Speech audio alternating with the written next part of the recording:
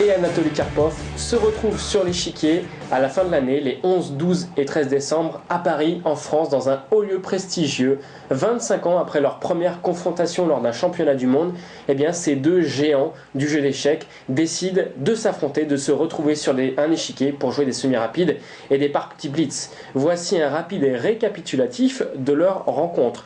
Nous sommes en 1984, fin 84 à Moscou, et ces deux immenses champions vont s'affronter pour la première fois dans le cadre du championnat du monde.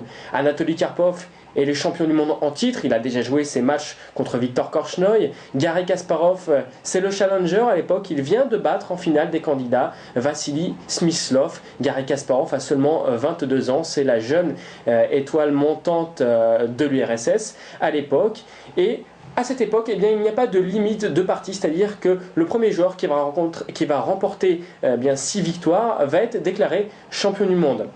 Anatoly Karpov, au bout de 27 parties, gagne 5-0. On se dit alors que le challenger est un petit peu tendre. Eh bien non, Kasparov va montrer des ressources inattendues et il va remonter à 5-3.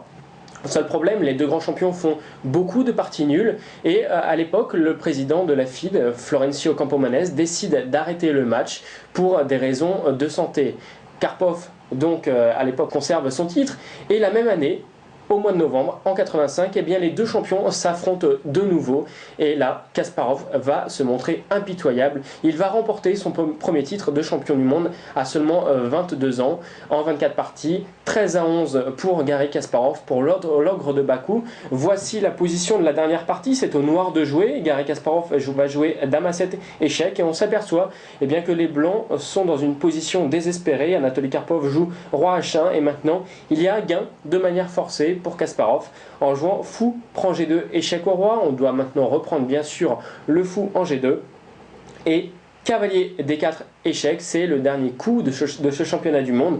La tour B2 attaque le roi G2 et on va maintenant, comme on le voit avec la flèche, prendre simplement la tour E6 avec le cavalier D4. Donc victoire de Garry Kasparov, mais Anatoly Karpov a gardé son droit de revanche l'année suivante. Les deux joueurs décident de ne plus s'affronter à Moscou et vont s'affronter dans deux lieux différents. Le match est scindé, la première partie va se dérouler à Londres, la deuxième à Leningrad, maintenant Saint-Pétersbourg. Au bout de la partie de Londres, Garry Kasparov est en train de mener 2-1. Les deux joueurs s'envolent donc pour Leningrad. Et alors que tout le monde pensait que Kasparov allait garder logiquement son titre, Anatoly Karpov revient et remonte à 8 partout et tout est maintenant possible. Seulement, Kasparov conserve son titre en gagnant la 22e partie et en enchaînant par des nuls. On se dit à ce moment-là que Kasparov va garder son titre pendant très longtemps et que la carrière d'Anatoly Karpov pour gagner un match de championnat du monde est terminé, mais surprise, puisque le match de Séville en 87 est très très tendu.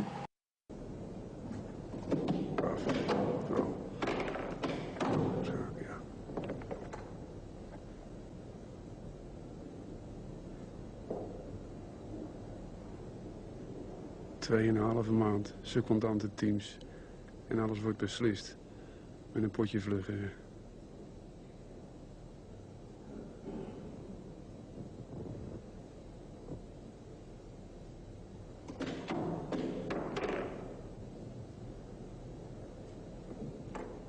À l'époque, le règlement a changé et le match du championnat du monde se joue en 24 parties.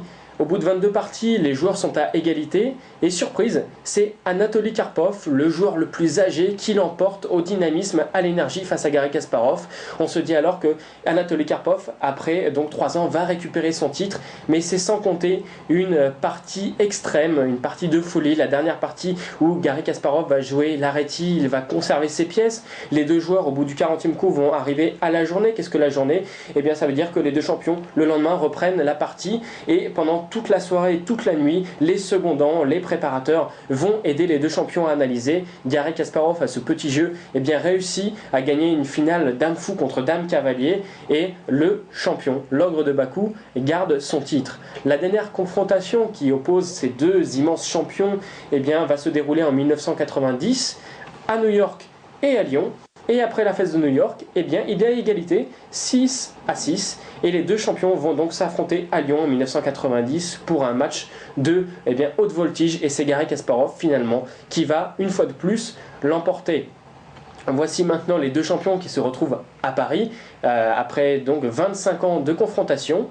Et voici les impressions du co-organisateur Pascal Lazare de la CCS qui nous explique pourquoi les deux champions ont choisi Paris. L'idée elle est simple, c'est au cours d'un dîner avec Karpov qu'il m'a demandé gentiment d'organiser le match du jubilé Karpov-Kasparov. Et tout de suite, bien évidemment, j'ai pensé qu'avec la CCAS, avec laquelle on organise le si beau tournoi du Cap d'Agde, qu'on puisse faire cet événement à Paris dans un lieu prestigieux tel que le musée du Louvre, les 11, 12, 13 décembre 2009. Rendez-vous dans presque 3 mois pour voir ces deux immenses champions jouer des semi-rapides et des parties blitz. À bientôt.